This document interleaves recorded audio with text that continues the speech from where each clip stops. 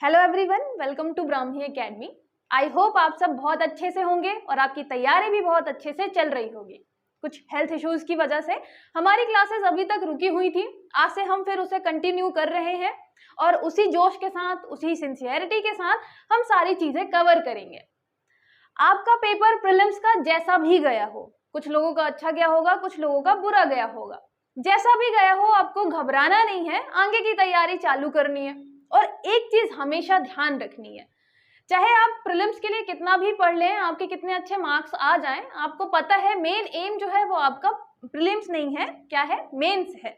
आपको मेंस में 6 पेपर लिखने हैं, अच्छे से उसको लिख के आना है 6 दिन, जिसके बाद आपका सिलेक्शन होगा, है ना। तो इसलिए मेन फोकस आपको मेंस में रखना है, क्योंकि प्रीलिम्स का सिलेबस जो है लगता जरूर है 10 यूनिट बहुत ज्यादा है, लेकिन मेंस उससे कहीं ज्यादा बड़ा है सिलेबस, तो उसको आपको अच्छे से कवर करना है।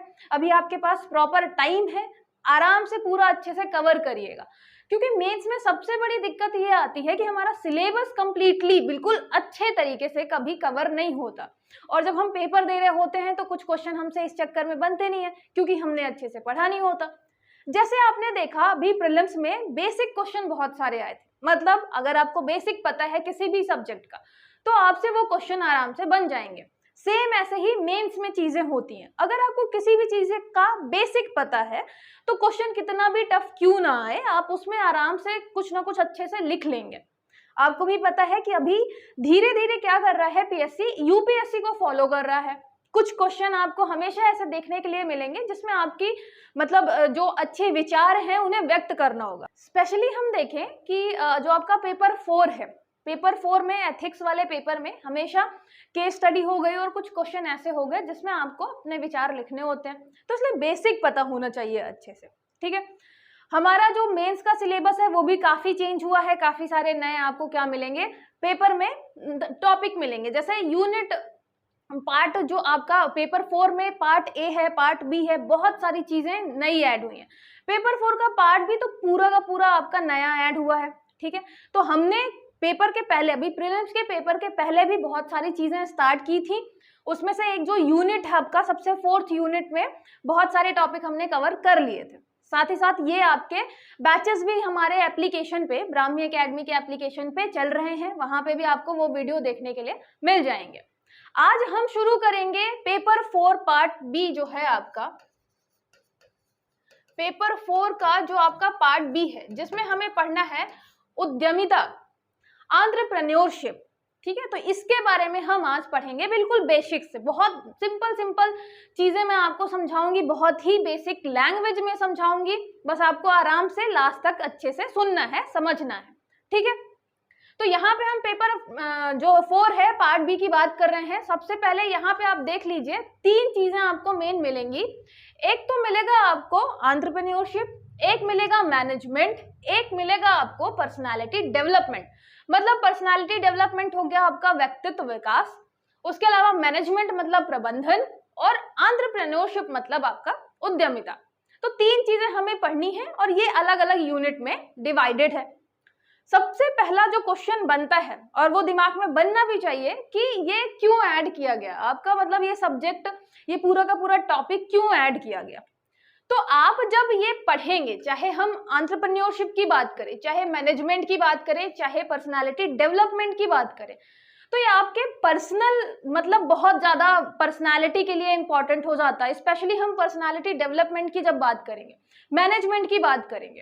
एंटरप्रेन्योरशिप में, उद्यमिता में आप देखेंगे कि यहाँ पे आपको कम्युनिकेशन पढ़ना है, टाइम मैनेजमेंट पढ़ना है, उसके अलावा आपका इमोशनल इंटेलिजेंस मतलब आप थोड़ा बहुत पढ़ते ही रहते हैं, इसमें भी मिलेगा आपको। उसके अलावा जितनी भी चीजें हैं, मैनेजमेंट आपको मिलेगा, यहाँ पे कोऑपरेशन मिलेगा, तो जितनी भी चीजें आपको मिलेंगी वो मतलब यहाँ पे ये सारी चीजें, अभी आप स्टूडेंट हैं तो आपके लिए अभी भी जरूरी है कि आपको कैसे अपना टाइम मैनेज करना चाहिए। मोटिवेशन इसमें एक टॉपिक है कि अपने आप को मोटिवेट कैसे रखें। उसके अलावा जब आप डीसी बन जाएंगे, इसके बाद आपका टारगेट है डीसी का, तो जब आप डीसी बन जाएंगे तो उस टाइम पे भी आपको क्या होगा, ये सारी चीजें जो भी एक एंटरप्रेन्योर के अंदर, जो भी एक उद्यमी के अंदर होनी चाहिए, वो सारी चीजें आपको यहाँ पे मिलेंगी। और आपको वो पढ़नी है कि कैसे आपको टाइम अपना मैनेज करना है, कैसे कोऑपरेट करना है, कैसे कम्युनिकेशन करना है। तो वो सारे जो पर्सनालिटी डेवलपमेंट वाले गुण हैं, उद्यमी वाले गुण हैं, वो आपके अंदर इस सब्जेक्ट के माध्यम से डाले जाएंगे। ठीक है, मैनेजमेंट आपका, प्रबंधन आपका अच्छा किया जाएगा, है ना। ट्रेनिंग में कितनी चीजें बताएंगे वो लोग, तो इसलिए उन्होंने क्या किया, एक टॉपिक ऐड कर दिया कि आप यहाँ पे अच्छे से एक पूरा टॉपिक पढ़ के आइए, है ना, लिख के आइए, आंसर राइटिंग करके आइए। साथ ही साथ आप देखेंगे कि जो हमारा एंटरप्रेन्योरशिप है, उद्यमिता है, नई गवर्नमेंट जैसे ही आई है उसने सपोर्ट करना चालू कर दिया है उद्यमिता को, क्योंकि हमारे यहाँ पॉपुलेशन बहुत ज्यादा बढ़ रही है और सबको पता है, गवर्नमेंट को भी पता है, हम इतने रोजगार डेवलप नहीं कर सकते। उसके लिए सबसे अच्छा सॉल्यूशन क्या हो सकता है, बेरोजगारी तो हटानी ही है, कि हम यहाँ पे ज्यादा से ज्यादा उद्यमी बनाएं, जो खुद जो है क्या करे, रोजगार पैदा करे, साथ ही साथ इकोनॉमिक ग्रोथ भी हो। तो हम यहाँ पे उद्यमिता पे फोकस इसलिए भी कर रहे हैं। और आप जब डीसी बनेंगे तो आप अपने क्षेत्र में, जैसे आप देखते हैं ना कि ज्योग्राफी पढ़ाई जा रही है, जिससे आपको पता हो आपके क्षेत्र की मिट्टी कैसी है, जलवायु कैसी है, तो आप बहुत अच्छे तरीके से नीति का जो वहां पे इम्प्लीमेंटेशन है अच्छे से कर पाए। सेम ऐसे ही आपके इलाके में आप ज्यादा से ज्यादा लोगों को उद्यमिता के लिए प्रोत्साहित करें, एंटरप्रेन्योरशिप के लिए प्रोत्साहित करें, उनको स्किल्स दें, उनको बताएं कि कैसे गवर्नमेंट आपको हेल्प कर रही है। तो ये सारी चीजें इसलिए आपको मतलब यहाँ पे पढ़ाई जा रही हैं, बताई जा रही है। ठीक है, तो ये बेसिक सा जो एक क्वेश्चन है कि ये क्यों ऐड किया गया, आई थिंक ये आपके दिमाग में अब क्लियर हो गया होगा, है ना। यहाँ पे ये आपके पर्सनल डेवलपमेंट के लिए, चाहे आप अभी स्टूडेंट की तरह हैं, फिर डीसी बन जाएंगे, आने वाले टाइम पे फिर आप चीफ सेक्रेटरी लेवल तक जाएंगे, तो यहाँ पे हम बात कर रहे हैं कि यहाँ पे आपको ये सारी चीजें अभी बेसिक से ही बताई जा रही है कि आप अभी से सीख के जाइए। ठीक है, फिर बात करते हैं यहाँ पे पहले यूनिट की। पेपर 4 में जब आप पार्ट बी चालू करेंगे तो पहला जो यूनिट है वो है एंटरप्रेन्योरशिप कॉन्सेप्ट एंड डेवलपमेंट, कि आपका जो उद्यमिता है उसकी अवधारणा क्या है, फिर उसका विकास कैसे होता है। तो यहाँ पे क्या क्या चीजें हैं, जैसे concept and significance of entrepreneurship, symptoms हो गया, प्रिंसिपल हो गया, यहाँ पे आपको इनोवेशन के बारे में पढ़ना है। उसके अलावा creativity, idea generation, analysis, business plan, ये जो छोटे छोटे टॉपिक है ये सब हम अच्छे से डिटेल में पढ़ेंगे। यहाँ पे मैंने सिलेबस इसलिए भी आपको दिखाने के लिए लगाया है कि आप यहाँ पे देखेंगे कि हमारे जो टॉपिक हैं वो ऐसा नहीं है कि सिर्फ बिजनेस पर्पस मतलब ये सॉल्व करते हैं कि ये आपको अगर उद्यमी ही बनना है तभी काम आएगा, ऐसा नहीं है। मतलब ठीक है, कुछ लोग जाएंगे उस फील्ड में भी आने वाले टाइम में अगर जाना चाहेंगे तो, लेकिन यहाँ पे मेन फोकस है आपका पर्सनालिटी डेवलपमेंट, आपको बताना कि कौन कौन से चैलेंजेस आ सकते हैं और उन चैलेंजेस को आप कैसे हटा सकते हैं, क्या क्या इनोवेशन के मतलब तरीके होते हैं, तो आप अपनी पर्सनल लाइफ में भी इसको इम्प्लीमेंट कर पाए। ठीक है, फिर यहाँ पे न्यू एंटरप्राइज मैनेजमेंट हो गया, challenges faced by women entrepreneurs. मतलब आपको भी पता है कि जब महिला कभी भी जाती हैं बिजनेस करने तो कितनी ज्यादा प्रॉब्लम होती है, तो यहाँ पे आपको उनके बारे में बताना पड़ेगा। उसके अलावा एंटरप्रेन्योरशिप का डेवलपमेंट इंडिया में यहाँ पे आपको योजनाएं बतानी है, जैसे स्टार्टअप इंडिया, फिर make in India, organisation for promoting entrepreneurship development in India. तो ये सारी चीजें आपको करनी है। यहाँ पे यही सारी चीज आपकी हिंदी में लिखी हुई है। ठीक है, इसके बाद ये आपका पहला यूनिट है जिसमें मेनली फोकस किया गया है एंटरप्रेन्योरशिप, उद्यमिता पे। जो आपका दूसरा यूनिट है, दूसरे यूनिट पे है बिजनेस ऑर्गेनाइजेशन एंड मैनेजमेंट। यहाँ पे हम बात करेंगे किसकी, प्रबंधन की, और यहाँ पे बिजनेस की बात करेंगे। तो यहाँ पे आ गया जैसे आपका बिजनेस का, पहले आपको कॉन्सेप्ट बताना है, सिग्निफिकेंस बताना है, स्कोप हो गया, एडमिनिस्ट्रेशन मैनेजमेंट, ये सारी चीजें हो गई। फिर मैनेजमेंट प्रोसेस आपका आता है। मैनेजमेंट प्रोसेस में resource management, function of management plan. देखिए रिसोर्स मैनेजमेंट जैसे यहाँ पे तो बताया गया है किसके लिए, एंटरप्रेन्योरशिप में, बिजनेस के लिए। तो मैनेजमेंट आपको हर चीज में लगेगा। जब आप डीसी बनेंगे तो आप रिसोर्स का मैनेजमेंट कैसे करेंगे, आपको भी पता है बहुत लिमिटेड संसाधन रहेंगे हमारे पास, उतने में ही सारी चीजें अच्छे से करनी पड़ेंगी, तो वो कैसे आप करेंगे, ये चीज इसमें इंक्लूड है। उसके अलावा direction, control, coordination, decision making, motivation, leadership, communication. आप देखेंगे सारे के सारे जो ये टॉपिक है, नियंत्रण, समन्वय, निर्णय लेना, प्रेरणा, नेतृत्व, संचार, ये सब आपको काम आने वाले हैं अभी और बाद में, इसलिए इसको अच्छे से पढ़ना है ना। ऐसे पढ़ना है कि ये हमारे पर्सनल डेवलपमेंट में काफी ज्यादा हेल्प करेगा। फिर टाइम मैनेजमेंट एक टॉपिक दिया हुआ है, काफी अच्छा है, आपको पढ़ने में काफी मजा आएगा। ऑर्गेनाइजेशन के बारे में पढ़ना है, ब्रांडिंग, मार्केटिंग, नेटवर्किंग, इसके बारे में पढ़ना है। ठीक है, तो ये है आपका यूनिट 2, जिसमें हमें प्रबंधन के बारे में पढ़ना है और व्यवसाय के बारे में पढ़ना है। यूनिट 3 में आता है एडमिनिस्ट्रेशन एंड मैनेजमेंट। तो यहाँ पे प्रबंधन है, लेकिन प्रशासन और प्रबंधन है। एडमिनिस्ट्रेशन जैसे कि आपका हो गया फाइनेंशियल मैनेजमेंट, पैसे भी आपके पास कम ही रहेंगे, है ना, आपको उतने ही पैसों में, इतने ही रिसोर्सेस में इम्प्लीमेंट अच्छे से करनी पड़ेंगी नीतियां सबको, जिससे बराबर लाभ मिले। तो फाइनेंशियल मैनेजमेंट आपको सीखना है, रिसोर्स मैनेजमेंट सीखना है, इसका सिग्निफिकेंस पब्लिक एडमिनिस्ट्रेशन में। फिर स्ट्रेस और कन्फ्लिक्ट मैनेजमेंट, देखिए कितना इंपॉर्टेंट टॉपिक इंक्लूड किया गया है पूरे सिलेबस में। आप देखेंगे चाहे वो आपका पार्ट ए हो, चाहे वो आपका पार्ट बी हो, बहुत सारे ऐसे टॉपिक हैं जो आपके पर्सनल डेवलपमेंट में, और जब आप सिलेक्ट हो जाएंगे उसके बाद काफी ज्यादा काम आने वाले हैं। तो ये बहुत अच्छे टॉपिक हैं, जैसे कि हो गया स्ट्रेस मैनेजमेंट और कन्फ्लिक्ट मैनेजमेंट। यहाँ पे है तनाव प्रबंधन और संघर्ष प्रबंधन। फिर इसके बाद administration and management of plurality, मतलब यहाँ पे हम बहुलता की बात करेंगे। हमारा देश बहुलता वाला देश है ना, तो उसको कैसे आप मैनेज करेंगे, एडमिनिस्ट्रेशन में कैसे उसका मैनेजमेंट करेंगे, ये यहाँ पे हमको पढ़ना पड़ेगा। और जितने भी टॉपिक हैं वो ऐसे टॉपिक है जैसे आप यूपीएससी में हमेशा पढ़ते हैं कि टॉपिक हमारे आसपास के होते हैं, हमें उनके बारे में लिखना होता है। सेम ऐसे ही ये टॉपिक जितने भी हैं ऐसे हैं कि आपको उनके बारे में पता है, आसपास की चीजें हैं। अब यहाँ पे जैसे मैंने बताया, जो महिलाएं हैं जब वो उद्यमी बनती हैं तो उनको कौन कौन से चैलेंजेस आते हैं, आप देख रहे हैं आसपास, आपको उसी के बारे में लिखना है। तो कहीं ना कहीं हमारा सिलेबस कहाँ की तरफ जा रहा है, यूपीएससी की तरफ जा रहा है। तो क्वेश्चन भी कैसे पूछे जाएंगे, थोड़ा सा यूपीएससी टाइप का ही पूछा जाएगा। तो आपको भी जब आंसर राइटिंग आप करें तो अपने से ज्यादा सोचने की कोशिश करें कि महिलाओं को कौन कौन सी दिक्कत आ रही है, सरकार क्या कर रही है, उसके बाद भी कौन कौन सी प्रॉब्लम्स आ रही हैं, चैलेंजेस कौन कौन से आ रहे हैं, आप क्या कर सकते हैं, सोसाइटी क्या कर सकती है। जैसे सजेशन पूछेगा कि आप अपने सुझाव दीजिए, तो आप कौन कौन से सुझाव देंगे, ये सारी चीजें आप सोचेंगे तो उतना ही ज्यादा अच्छा आप आंसर राइटिंग कर पाएंगे। ठीक है, उसके बाद है आपका डिजास्टर मैनेजमेंट। तो एक टॉपिक यहाँ पे डिजास्टर मैनेजमेंट भी है पार्ट बी में। तो डिजास्टर मैनेजमेंट आपको किससे पढ़ना है, थोड़ा मैनेजमेंट से रिलेटेड कि कैसे आप मैनेज करेंगे। फिर डिजास्टर मैनेजमेंट से रिलेटेड केस स्टडी भी आ सकती है। ठीक है, तो ये आपका हो गया यूनिट 3 से रिलेटेड। यूनिट 4 में हम जाएंगे तो यहाँ पे पर्सनालिटी डेवलपमेंट का आ गया आपका, है ना, कि व्यक्तित्व का विकास करना है। तो ओवरऑल पर्सनालिटी और नेशनल डेवलपमेंट, आपका पर्सनालिटी डेवलपमेंट करना है। फिर ये राष्ट्रीय विकास की बात कर रहे हैं यहाँ पे। फिर different component of personality development. Successfulness का कॉन्सेप्ट क्या है, मतलब यहाँ पे सफलता की अवधारणा है, सफलता क्या है, उसकी क्या अवधारणाएं हैं। उसके अलावा यहाँ पे सफलता के लिए जिम्मेदार कारक, कुछ लोग सिलेक्ट हो जाते हैं, कुछ लोग नहीं हो पाते, क्या कारक है सफलता के, ये चीजें आपको पढ़नी है। देखिए कितना रिलेटेबल टॉपिक है, आप जितना भी देखेंगे, चाहे वो कन्फ्लिक्ट मैनेजमेंट हो, चाहे मोटिवेशन हो, चाहे ये आपका सफलता के लिए जिम्मेदार कारक, या नीचे आपको दिखना है विफलता को निरंतर सुधार और मूल्यवान आत्मनिरीक्षण के अवसर के रूप में स्वीकार करना, कि असफलता से कैसे आप सीखेंगे, ये भी कितना रिलेटेबल टॉपिक है। तो सारे टॉपिक काफी इंटरेस्टिंग है, ठीक है, और हम बहुत ही अच्छे तरीके से सारा अच्छे से पढ़ने वाले हैं। फिर लर्निंग फ्रॉम फेलियर हो गया। इम्प्लीमेंटेशन ऑफ गवर्नमेंट प्रोग्राम, तो यहाँ पे भी आपको फिर एक बार गवर्नमेंट प्रोग्राम का देखना है इम्प्लीमेंटेशन। ठीक है, तो गवर्नमेंट प्रोग्राम भी आया हुआ है, ये भी देखना है।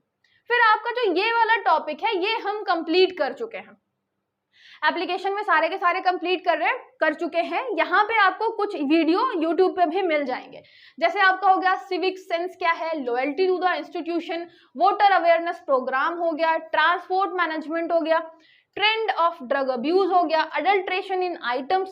तो आप जैसे मान लीजिए नॉर्मल आप बैठे हैं और आपको आंसर राइटिंग की प्रैक्टिस कैसे करना है ना, जरूरी नहीं है कि आप पूरे टाइम लिखते ही रहिए, आपको क्या करना है, मनन मंथन करना है, ब्रेन स्टॉर्मिंग करनी है ज्यादा से ज्यादा।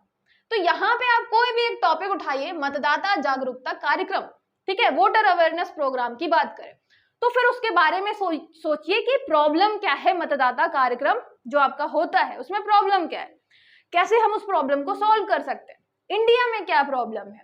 इसके अलावा जैसे मान लीजिए हम नशीली दवाओं के दुरुपयोग की प्रवृत्ति, ये जो इतना ज्यादा नशीली दवाओं का उपयोग हो गया है और जितना ज्यादा उसका क्या हो गया है, हम एडिक्ट होते जा रहे हैं। क्या कारण है, इंडिया में क्या कारण है, उसके अलावा हम कैसे दूर कर सकते हैं। तो ये सारी चीजें जैसे आप सोचते जाएंगे आपकी आंसर राइटिंग बहुत अच्छी होती जाएगी। और सारे टॉपिक ऐसे हैं जो आप मतलब सोसाइटी में देखते हैं और जिनके बारे में आप आराम से लिख सकते हैं। ठीक है, चलिए ये हो गया हमारा पूरा सिलेबस से रिलेटेड हमने डिस्कस कर लिया। कुछ इसके लेक्चर हो चुके हैं, आप जाके यूट्यूब में सर्च करेंगे तो आपको मिल जाएंगे। ठीक है, पेपर 4 पार्ट बी के नाम से। आज जो हमारा टॉपिक है वो स्टार्ट करते हैं हम। सबसे पहली जो यूनिट है एंटरप्रेन्योरशिप के बारे में। ठीक है, कॉन्सेप्ट ऑफ एंटरप्रेन्योरशिप। तो यहाँ पे जो आपका क्या एंटरप्रेन्योरशिप मतलब ये हो गया आपका उद्यमिता। ठीक है, उद्यमिता। अब यहाँ पे आपको 3 शब्द जानने हैं सबसे पहले तो उद्यमिता में आप एक वर्ड पढ़ते हैं उद्यम, जिसको इंग्लिश में बोलते हैं एंटरप्राइज। ठीक है, फिर एक हो गया आपका उद्यमी जिसको बोलते हैं एंटरप्रेन्योर, और एक हो गया आपका उद्यमिता जिसको बोलते हैं एंटरप्रेन्योरशिप। ये आपके 3 शब्द हैं, तीनों में डिफरेंस क्या है। वैसे आपको समझ में आ ही रहा होगा कि उद्यम जो है, उद्यम मतलब हम किसी कार्य व्यवसाय को प्रारंभ करना, उद्यम की बात कर रहे हैं, है ना, बिजनेस की बात कर रहे हैं, तो स्टार्टिंग ऑफ बिजनेस। उद्यमी कौन हुआ, जो स्टार्ट करेगा, है ना। यहाँ पे एंटरप्रेन्योर कौन होगा, one who starts a work या बिजनेस, यहाँ पे किसी कार्य व्यवसाय को प्रारंभ करने वाला।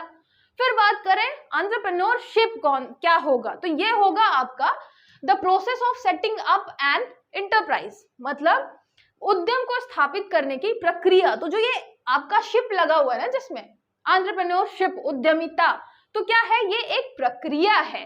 किसकी प्रक्रिया, इंटरप्राइज स्थापित करने की, process of setting up an enterprise.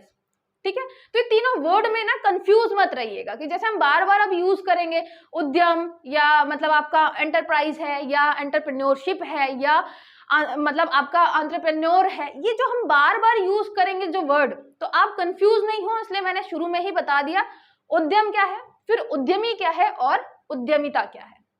ठीक है, फिर बात करते हैं, ये 3 आपने कॉन्सेप्ट पढ़ लिए, फिर हम बात करते हैं डेफिनेशन की, कि अगर हम पूछे कि एंटरप्रेन्योरशिप क्या है या उद्यमिता क्या है, कहीं कहीं आपको इसके लिए एक शब्द और मिलेगा, उद्यमशीलता। ठीक है, आपको ये मतलब सिलेबस में ही मिलेगा, एक जगह उद्यमिता लिखा है तो एक जगह उद्यमशीलता लिखा हुआ है, तो आपको ये समझ के रखना है, इंग्लिश में ही एक चल रहा है, एंटरप्रेन्योरशिप एक ही चल रहा है। ठीक है, डेफिनेशन क्या है इसकी, डेफिनेशन है entrepreneurship is the process of starting and running your own business, start करना, रन करना अपना खुद का business. It involve coming up with a new idea, सबसे पहले तो एक न्यू आइडिया आना चाहिए, ऐसे नहीं कि मतलब पान की दुकान खोल के बैठ के, नहीं, एक नया आइडिया आना चाहिए। उसके बाद फॉर अ प्रोडक्ट और सर्विस, उसके बाद making a plan to sell it, आप एक पूरा प्लान बनाएंगे, मतलब आपका जो आइडिया है वो मोनेटाइज करेंगे। उसके बाद working hard to make it successful, उसके बाद मेहनत करेंगे कि वो सफल हो जाए। Entrepreneurship is about being innovative, यहाँ पे वर्ड याद रखिएगा क्योंकि अभी हमें ये डिस्कस करने पड़ेंगे कि एंटरप्रेन्योरशिप में हम फोकस किस चीज पे करेंगे। पहला हो गया आपका इनोवेटिव, दूसरा हो गया टेकिंग रिस्क, रिस्क लेना भी जरूरी है, दूसरा इनोवेशन भी जरूरी है, तीसरा turning ideas into reality to create value, मतलब आपका जो आइडिया है उससे क्या करें आप यहाँ पे रियलिटी में बदले, तो आपके जो आइडिया है उसमें वैल्यू ऐड हो। ये हो गया आपका एंटरप्रेन्योरशिप, सिंपल सी आपकी ये डेफिनेशन है। आपको याद रखना है सबसे पहले क्या है, ये आपका एक आइडिया होना चाहिए जिसमें थोड़ा सा इनोवेशन हो, थोड़ा सा आप रिस्क लें, उसके बाद उसको आप क्या बनाएं, एक बिजनेस बनाएं, सक्सेसफुल बिजनेस बनाएं, उस आइडिया को रियलिटी में बदलें, उसको वैल्यू दें। ठीक है, हिंदी में यही चीज आपको क्या मिलेगी, उद्यमिता, इसका अर्थ किसी नए व्यवसाय को बनाने, शुरू करने और प्रबंधित करने की प्रक्रिया से है। याद रखिएगा ये क्या है, ये एक पूरी प्रोसेस है, हमने बताया ना एंटरप्राइज सेटअप करने की प्रोसेस है, तो ये प्रोसेस है जिसमें व्यवसाय को बनाने, शुरू करने और प्रबंधित करने की प्रक्रिया है। जब व्यवसायी किसी उद्यम को चलाने के लिए नए तरीके से, यहाँ याद रखिएगा हम नए तरीके की बात करते हैं, उपलब्ध संसाधनों को, नए तरीके से मतलब न्यू आइडिया उसको आना चाहिए, उपलब्ध संसाधन जो भी उसके पास रिसोर्सेज हैं को एकत्रित करता है और जोखिम उठाता है। मैंने बताया ना रिस्क एक फैक्टर होता है, आप अगर एंटरप्रेन्योर हैं मतलब आप रिस्क उठा रहे हैं, ऐसी क्रिया को उद्यमिता कहते हैं। तो रिस्क किसी भी चीज का हो सकता है, अभी हम देखेंगे। तो रिस्क उठा रहे हैं आप तब क्या हैं? एंटरप्रेन्योर हैं। तो याद रखिएगा, उद्यमिता मतलब यहाँ पे आप एक नया व्यवसाय बना रहे हैं, चला रहे हैं, उसके बाद ये पूरी एक प्रक्रिया है, लेकिन उसके साथ साथ आप जोखिम भी उठा रहे हैं। एक नया आइडिया है जिसको आप इंप्लीमेंट कर रहे हैं। ठीक है, सिंपल सी डेफिनेशन है। तो ये आप क्या करेंगे? लिख लेंगे आराम से। ठीक है, फिर बात करते हैं यहाँ पे कि जो आपका अलग अलग थिंकर्स हैं, उन्होंने बताया कि आप एंटरप्रेन्योर बोलोगे किसे। जैसे हमने उद्यमिता तो बता दिया कि जोखिम लेना है, उसके अलावा एक नया आइडिया होना चाहिए, फिर आप उसको इंप्लीमेंट करिए, प्रबंधित तरीके से आप चलाइए, सक्सेसफुल बनाइए। ठीक है, लेकिन यहाँ पे थिंकर्स ने अलग अलग टर्म दिए, स्पेशली 3 जो टर्म्स हैं। जैसे कि पहला हो गया आपका रिस्क बेयरर, मतलब यहाँ पे जोखिम उठाने वाला। तो जोखिम की बात की, ये तो होना ही चाहिए। दूसरा हो गया ऑर्गेनाइजर, मतलब व्यवस्थापक, तो एक ऑर्गेनाइजर भी पॉइंट है। और तीसरा हो गया आपका इनोवेटर, मतलब यहाँ पे अन्वेषक भी होना चाहिए। मैंने बोला ना, नया आइडिया आना चाहिए आपको। तो ये 3 जो फैक्टर हैं, ये बहुत इंपॉर्टेंट है, तभी आप क्या कहलाएंगे? उद्यमी कहलाएंगे। किसके मतलब कौन बोलेगा उद्यमी? बहुत सारे ऐसे थिंकरों का मानना है कि अगर ये फैक्टर है तब आप उद्यमी कहलाएंगे। ये नहीं कि आपने सोचा कि अब नया थोड़ा सा बिजनेस सेटअप करना है तो आप उद्यमी कहलाएंगे, नहीं। आपको इन सारे फैक्टरों को इन्वॉल्व करके चलना पड़ेगा। आपको रिस्क उठाना पड़ेगा किसी ना किसी चीज का, आपको ऑर्गेनाइज करना पड़ेगा, आपको कुछ ना कुछ इनोवेट करना पड़ेगा। ठीक है, फिर समझते हैं कि इसको मतलब जो अलग अलग थिंकर्स हैं वो इसको कैसे लेते हैं। मतलब कुछ थिंकरों ने, स्पेशली एक आते हैं नाइट, इनका नाम है नाइट। इन्होंने बोला कि जो मेन फैक्टर है, आप एंटरप्रेन्योर कब कहलाएंगे, उद्यमी कब कहलाएंगे? जब रिस्क बियरर कैपेसिटी आपके अंदर होगी, मतलब आप जोखिम उठाने वाले होंगे, तब हम आपको कह देंगे कि आप एक उद्यमी हैं। फिर उन्होंने बताया कि ऐसी बात नहीं कि रिस्क मतलब कोई सा भी आप सिंपल सा रिस्क उठाइए उसको भी हम उद्यमी मान लेंगे, नहीं। उन्होंने बताया कि रिस्क जो है आपके 2 टाइप के होते हैं। एक रिस्क है आपका ऑर्डिनरी रिस्क।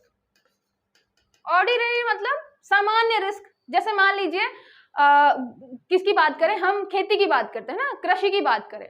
आपको पता है कि बारिश होगी, तो बारिश अगर ज्यादा हो गई तो फसल खराब हो जाएगी, कम हो गई तो भी फसल खराब हो जाएगी। तो ये क्या है? ये आपका ऑर्डिनरी रिस्क है, मतलब आपको इसके बारे में पता है। ऐसा रिस्क जिसके बारे में आपको पता है, और जिसके बारे में आपको पता है उसको आप आराम से मतलब इंश्योरेंस भी करवा सकते हैं। जैसे हमारा प्रधानमंत्री फसल बीमा योजना है ना, बीमा करवा लेंगे तो आप बच जाएंगे। एक दूसरा रिस्क होता है अनसर्टेनिटी का,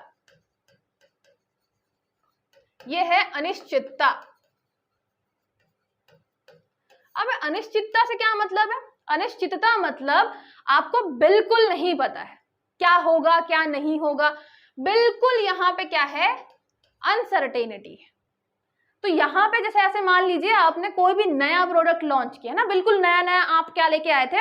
मान लीजिए सीरी लेकर आया था एप्पल ना, सीरी या एलेक्सा कुछ भी मान लीजिए, कोई भी नया प्रोडक्ट लेकर आया, उसे नहीं पता बिल्कुल भी कि कैसा मार्केट परफॉर्म करेगा या मार्केट में जो कस्टमर है वो पसंद करेंगे नहीं करेंगे। तो ये क्या है? पूरी तरीके से क्या है? अनसर्टेनिटी है। तो नाइट में मतलब जो आपके नाइट हैं थिंकर, उन्होंने बोला कि ये आपका ऑर्डिनरी रिस्क जो है ये कंसीडर नहीं होगा उद्यमी में।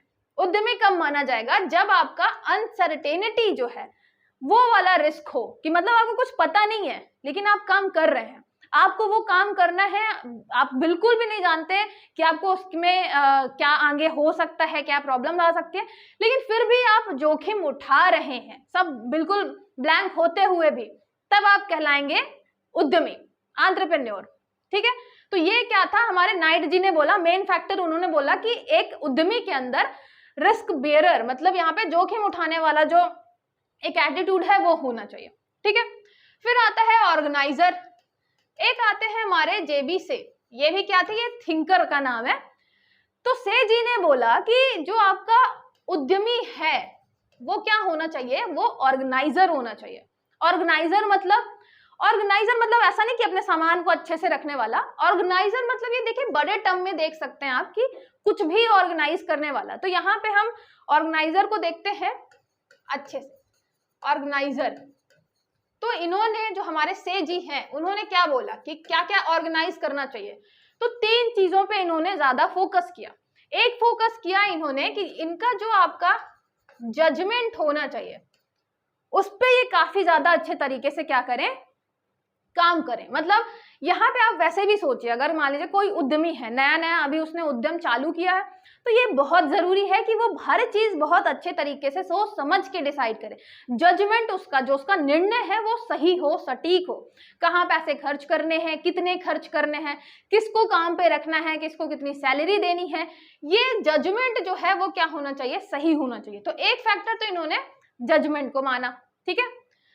दूसरा जो है, जो कि ऑर्गेनाइज के अंदर इन्होंने माना, दूसरा पॉइंट माना कि आपके पास जो कैपिटल है, कैपिटल रिसोर्स है, ठीक है, पैसे तो होंगे ही, है ना, नहीं होंगे तो आपने लोन लिया होगा, तो जो कैपिटल रिसोर्स है उस पे क्या होनी चाहिए, आपकी कमांड होनी चाहिए। जो उद्यमी है उसी की कमांड होनी चाहिए। आप देखेंगे कि बहुत सारे लोग ऐसा होते हैं ना कि मेन कोई और होता है, काम कोई और कर रहा होता है, तालमेल अच्छे से नहीं होता, कैपिटल कमांड नहीं होती, मेन जो आपका एंटरप्रेन्योर होता है, तो फिर आपका वो जो उद्यम है वो चल नहीं पाता बहुत टाइम तक। तो इसीलिए इन्होंने बोला दूसरी चीज कि भाई ऑर्गेनाइजर जो है उसी के पास होना चाहिए क्या, कैपिटल की कमांड, ठीक है। और तीसरी चीज जो इन्होंने बोली वो क्या बोली, इफेक्टिव यूटिलाइजेशन, इफेक्टिव यूटिलाइजेशन। अच्छा, ये जो इंग्लिश में मैं लिख रही हूँ, हिंदी वालों को लग रहा होगा कि क्या ही है, आप मतलब सिंपल सिंपल से शब्द हैं। जजमेंट आपका निर्णय से रिलेटेड हो गया, कैपिटल रिसोर्स कमांड मतलब जो आपका, यहाँ पे हम किसकी बात करेंगे, वित्त की बात करेंगे। वित्त पे क्या होना चाहिए, आपका कंट्रोल होना चाहिए, कमांड होना चाहिए, ठीक है। तो ये हो गया आपका नियंत्रण। उसके अलावा ये हम इफेक्टिव यूटिलाइजेशन की बात कर रहे हैं। इफेक्टिव यूटिलाइजेशन मतलब देखिए, इफेक्टिव यूटिलाइजेशन किसका, चाहे आप अपने रिसोर्स की बात करें, रिसोर्स मतलब संसाधन, आपके पास जो संसाधन है उसका आप बहुत अच्छे तरीके से यूज करें, जितना भी है आप बहुत अच्छे तरीके से उसका उपयोग करें, तो संसाधन हो गया। दूसरा मान लीजिए ह्यूमन रिसोर्स की बात करें, आपके अंडर में जितने लोग भी काम कर रहे हैं, जितनी भी आपके पास ह्यूमन रिसोर्स है, उसका भी आप इफेक्टिव यूटिलाइजेशन करें, अच्छे तरीके से उपयोग करें। तो से जी ने बोला कि एक ऑर्गेनाइजर है, अच्छा ऑर्गेनाइजर है, उसको भी हम उद्यमी मानेंगे, उसको भी एंटरप्रेन्योर मानेंगे। बस ऑर्गेनाइजर के अंदर 3 क्वालिटीज होनी चाहिए मेन, और तो होनी चाहिए 3 मेन होनी चाहिए। एक तो जजमेंट उसका अच्छा होना चाहिए, दूसरा जो उसके पास कैपिटल रिसोर्स है, उसके पास जो वित्त है उस पर उसकी कमांड होनी चाहिए, तीसरा इफेक्टिव यूटिलाइजेशन, अच्छे तरीके से वो अपने संसाधनों का, हर चीज का उपयोग कर पाए। तो ये हो गया किसके अनुसार, जेबी से के अनुसार, ठीक है। तो ये मतलब अलग अलग जो थिंकर हैं वो इंपॉर्टेंस किसको दे रहे हैं, एक उद्यमी के बेस पे। तो ये याद रखिएगा, हमारे जो नाइट जी हैं वो रिस्क बेरर को ज्यादा इंपॉर्टेंस दे रहे हैं, ऑर्गेनाइजर को, जेबी से जो है ऑर्गेनाइजर को ज्यादा इंपॉर्टेंस दे रहे हैं। फिर आता है इनोवेटर, ये जो हमारे सुम्पिटर जी हैं, सुम्पिटर जी का नाम अभी आप काफी बार पढ़ेंगे, बस ये याद रखिएगा, जो हमारे सुम्पिटर जी हैं ये मेन फोकस करते हैं किस पे, इनोवेटर पे, कि आपका जो एंटरप्रेन्योर है वही मेन एंटरप्रेन्योर या उद्यमी कहलाएगा जो इनोवेटर होगा, ठीक है। अब इसको देखते हैं कि जो हमारे सुम्पिटर जी हैं उन्होंने इनोवेटर की बात किस बेस पे की है। इनोवेटर मतलब क्या, ऐसा तो नहीं है कि मतलब इनोवेटर मतलब कुछ नई चीज बनाओ तभी हम मानेंगे कि आप उद्यम कर रहे हैं या आप उद्यमी तभी बन पाएंगे।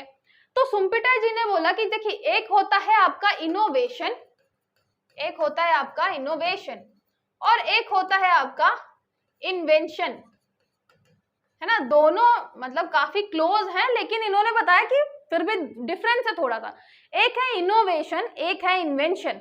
इन्वेंशन मतलब जब आप कोई नई चीज बनाते हैं, नई चीज का आविष्कार करते हैं, तब कहलाता है आपका इन्वेंशन, आपने कुछ इन्वेंट किया है। लेकिन जो आपका इनोवेशन है, याद रखिएगा, इनोवेशन जो है पुरानी चीज को नए आइडिया से, नए तरीके से प्रस्तुत करना। तो ये आपका मतलब यहाँ पे आविष्कार नहीं किया हमने किसी भी चीज का, ठीक है, आविष्कार नहीं है हमने, लेकिन यहाँ पे न्यू प्रोडक्ट बना दिया। जो हमारे पास पुराने आविष्कार थे उससे हमने एक नया प्रोडक्ट बना दिया, वो है इनोवेशन। तो शुम्पीटर जी ने बोला कि इनोवेशन होना चाहिए, इन्वेंशन नहीं। इन्वेंशन तो आप ठीक है लगातार हो रहे हैं, लेकिन इनोवेशन है। अगर इनोवेटर आपका जो मतलब एंटरप्रेन्योर जो होना चाहिए वो इनोवेटर होना चाहिए। उद्यमी जो है वो क्या होना चाहिए, अन्वेषक होना चाहिए। अब अन्वेषक किस चीज में, मतलब अन्वेषक अगर हम बात करें तो अगर वो कुछ इनोवेट कर रहा है तो किस किस फील्ड में कर सकता है। तो यहाँ पे हम किसकी बात कर रहे हैं, यहाँ पे हम उद्यम की बात कर रहे हैं, तो उसी फील्ड में करेगा। या तो क्या कर सकता है उद्यम, जो आपका उद्यम के क्षेत्र में क्या कर सकता है, या तो नया प्रोडक्ट लेकर आ सकता है, न्यू प्रोडक्ट। ठीक है, मान लीजिए कोई उसने नया प्रोडक्ट बना दिया, इनोवेटर ने, है ना। इनोवेटर फिर क्या कहलाएगा आपका, इनोवेटर उद्यमी कहलाएगा। अगर उसने कोई नया प्रोडक्ट बना दिया या नए प्रोडक्ट को, मतलब पुराना प्रोडक्ट है लेकिन क्या कर दिया, new production method, new production method ला दी। नया प्रोडक्ट मतलब कोई नया उत्पाद ला दिया। ठीक है, नया उत्पाद, यहाँ पे कोई नया उत्पाद ही बना दिया तो हम उसको फिर भी इनोवेटर मानेंगे, उद्यमी मानेंगे। ठीक है, जैसे आप आर्टिफिशियल इंटेलिजेंस के टाइम पे देखेंगे बहुत सारी नई नई चीजें आ रही हैं, और आपका जैसे चैट जीपीटी आप मान लीजिए, है ना, बिल्कुल नया आपका आ गया। उसके अलावा new production method, new production method मतलब हम जो पुरानी चीज पहले कर रहे थे, अब क्योंकि हमने क्या किया, नया आइडिया उसमें लगा दिया, नया अपना इनोवेशन लगा दिया, उसकी वजह से प्रोडक्शन मेथड चेंज हो गया। इसमें भी आप चैट जीपीटी में देख सकते हैं कि पहले हम ईमेल टाइप कर रहे थे, अब हमें सिर्फ कमांड देनी है चैट जीपीटी में कि आप ऐसा ऐसा ईमेल लिख के हमें बताइए। तो यहाँ पे क्या हुआ, प्रोडक्शन मतलब प्रोडक्ट पुराना है, ईमेल हम पहले भी यूज कर रहे थे, लेकिन प्रोडक्शन मेथड जो है वो चेंज हो गई है। ठीक है, तो यहाँ पे प्रोडक्शन मेथड जो है वो नई आ गई है। इसके अलावा क्या हो सकता है, न्यू मार्केट, मतलब यहाँ पे जो आपका उद्यमी है, जो आपका एंटरप्रेन्योर है, वो कुछ ऐसा नया आइडिया लेकर आए कि उसके लिए नया मार्केट ही बन जाए। जैसे मान लीजिए अभी इतने सारे आर्टिफिशियल इंटेलिजेंस के टाइम पे बहुत सारे ऐसे आपको चीजें दिखेंगी जो बिल्कुल मार्केट में नई नई आई हैं, आपको पहली बार देखने को मिलेंगी, है ना। और ये मैंने अभी एग्जांपल दे ही दिया, चैट जीपीटी हो गया, सीरी हो गया, एलेक्सा हो गया, ये सब नए नए आए हैं अभी मार्केट में, पहले थे भी नहीं कि ऐसा कुछ भी हो सकता है। तो ये आपका क्या हो गया, ये हो गया न्यू मार्केट, की पूरा नया मार्केट ही हमने बना दिया।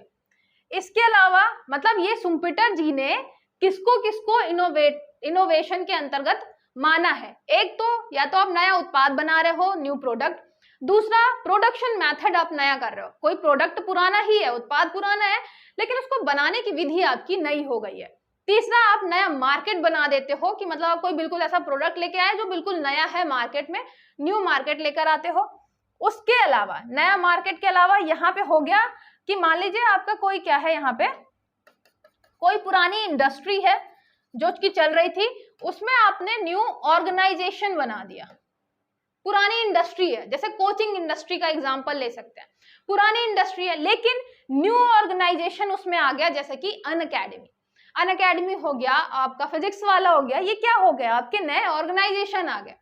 तो इन्होंने भी क्या किया, इन्होंने कुछ ना कुछ इनोवेशन किया, है ना, कई नए आइडिया लगाए, अपना कुछ जोखिम उठाया, रिस्क उठाया, इनोवेशन लगाया, तब कहीं जाके क्या बने, ये उद्यमी बने, एंटरप्रेन्योर बने। ठीक है, तो हमारे नाइट जी ने, हमारे से जी ने और हमारे शुम्पीटर जी ने तीन फैक्टर को इंपॉर्टेंट माना। यहाँ पे आपका जो ये पहला फैक्टर है वो है रिस्क बेरर, कि आपका जोखिम उठाने वाला होना चाहिए व्यक्ति तो उद्यमी हो जाएगा। उसके अलावा ऑर्गेनाइजर होना चाहिए, व्यवस्थापक होना चाहिए तो उद्यमी बन जाएगा। और शुम्पीटर जी ने बोला सबसे इंपॉर्टेंट है इनोवेशन, इनोवेटर होना चाहिए, पुराने आइडिया को नए आइडिया के साथ कुछ ना कुछ नया ताजा करता रहे, वो हमारा क्या कहलाएगा, वो हमारा एंटरप्रेन्योर, उद्यमी कहलाएगा। ठीक है, तो ये तीनों चीजें जब आप डेफिनेशन में लिखेंगे तो फिर तीनों चीजें ऐड कर देंगे कि भाई आपका जो एंटरप्रेन्योर कौन होगा, जो रिस्क भी लेगा, जो ऑर्गेनाइज भी करेगा और साथ ही साथ क्या होगा, वो इनोवेशन भी करेगा, इनोवेटर भी होगा। ठीक है, तो ये तीन इंपॉर्टेंट चीजें हो गई हमारे एंटरप्रेन्योर से रिलेटेड। यहाँ पे क्या आता है, यहाँ पे आपने देख लिया कि भाई तीन हमारे शब्द हैं अलग अलग, उद्यम, उद्यमिता और उद्यमी। ठीक है, उसके बाद हमने ये देखा कि यहाँ पे जो हम उद्यमी बोल रहे हैं या एंटरप्रेन्योर बोल रहे हैं, तो अलग अलग थिंकर क्या बोलते हैं कि किसको हम बोल सकते हैं उद्यमी, किसको नहीं बोल सकते। ठीक है, इसके अलावा इनकी कुछ कुछ, जैसे आपके चाहे हम नाइट जी की बात करें, रिस्क बियरर की या ऑर्गेनाइज की या इनोवेटर की, तो इसमें कुछ ना कुछ निगेटिव चीजें भी हैं। जैसे सुम्पीटर जी ने इतना ज्यादा यहाँ पे इंपॉर्टेंस बताया है इनोवेटर का, इनोवेशन होना चाहिए, लेकिन बहुत सारे लोग ये भी मानते हैं कि इनोवेशन कहाँ होगा, इनोवेटर कहाँ पैदा होंगे, इनोवेशन कहाँ ज्यादा होगा, जहां होंगे पैसे। पैसे मतलब यहाँ पे हम कैपिटलिस्ट की बात करें, कैपिटलिस्ट जहां पे ज्यादा होंगे, जो पूंजीवादी लोग हैं, पूंजीवादी जो लोग हैं, क्योंकि उनके पास है पैसा, वो हर चीज में इन्वेस्ट कर सकते हैं, वो इनोवेशन पे इन्वेस्ट कर सकते हैं। तो ये जो आपका इनोवेटर वाला फैक्टर है उद्यमी के लिए, वो ज्यादा कहाँ काम करेगा, कैपिटलिस्ट जितने भी देश हैं वहां काम करेगा। जैसे डेवलप्ड नेशन है जहां पे ज्यादा पूंजी नहीं लगा सकते इनोवेशन में, क्या वहां पे उद्यमी नहीं होंगे, क्या वहां के जो उद्यम स्टार्ट होंगे आप उनको एंटरप्रेन्योर नहीं बोलेंगे? तो इसलिए इनका कुछ क्रिटिसाइज होता है इस थ्योरी के बेस पे, है ना, कि आप इतना इंपॉर्टेंस नहीं दे सकते। सेम ऐसे ही रिस्क बियरर का भी है कि भाई आप रिस्क ज्यादा कहाँ लोगे, जहां आपके पास पैसे होंगे। अब जितना ज्यादा पैसे आपके पास हैं आप उतना ही ज्यादा रिस्क भी ले सकते हो। तो ये भी जो है आपका डेफिनेशन वो कहाँ पे ज्यादा मैच करती है, पूंजीवादी देशों के लिए। ठीक है, तो ये आपके थोड़ा सा निगेटिव पॉइंट भी हो गया। इसके आगे जब हम बढ़ेंगे तो हम क्या पढ़ेंगे, आपका इवोल्यूशन, विकास कैसे हुआ। आपका एंटरप्रेन्योर शब्द जो है आया कहाँ से, फिर उसका हम पहले यूज क्या करते थे। भारत की स्थिति हम देखेंगे कि हमारे यहाँ ये उद्यमिता का विकास कहाँ से हुआ, कैसे हुआ, फिर धीरे धीरे अंग्रेजों के टाइम पे, फिर आज के टाइम पे। तो ये पूरा फिर हम क्या पढ़ेंगे, उसका विकास पढ़ेंगे। ये आपका शुरू में है ना, अभी हम बेसिक देख रहे हैं, बिल्कुल बेसिक छोटे छोटे टर्म्स देख रहे हैं। और ये इसलिए भी मैं बता रही हूँ कि जब आप छोटी छोटी चीजें समझ जाएंगे तो जो ऊपर ऊपर वाली चीजें हैं कि विशेषताएं बताइए और उसके चैलेंजेस बताइए, क्या अच्छी चीजें हैं क्या गंदी चीजें हैं, ये आप सब बता लेंगे जब आपको बेसिक पता रहेगा कि उद्यम क्या है, उद्यमी क्या है, उद्यमिता क्या है। ठीक है, इसके अलावा मैं आपको बता दूं कि हमारी एंटरप्रेन्योरशिप की बुक आ गई है, ई बुक आपको एप्लीकेशन पे मिल जाएगी। पूरी की पूरी मैंने ही बनाई है बहुत अच्छे तरीके से, मतलब वहां पे हमारे और जो मेंटोर हैं उनकी हेल्प से हर एक चीज इन्वॉल्व करके, मतलब हर एक टॉपिक को अच्छे से डिटेल में बताया है। बहुत सारे डायग्राम, चार्ट्स वगैरह मैंने ऐड किए हैं जिससे काफी इंटरेस्टिंग लगे आपको पढ़ने में। और जितना आपको मेंस के लिए चाहिए हर एक चीज मैंने उसमें इंक्लूड की है। क्वेश्चन भी मिलेंगे आपको वहां पे, लास्ट में केस स्टडी भी मिलेगी, तो जाके एप्लीकेशन में जरूर देखिएगा। इसके अलावा कोई भी डाउट है आप कमेंट करके पूछ सकते हैं। मिलते हैं नेक्स्ट लेक्चर में।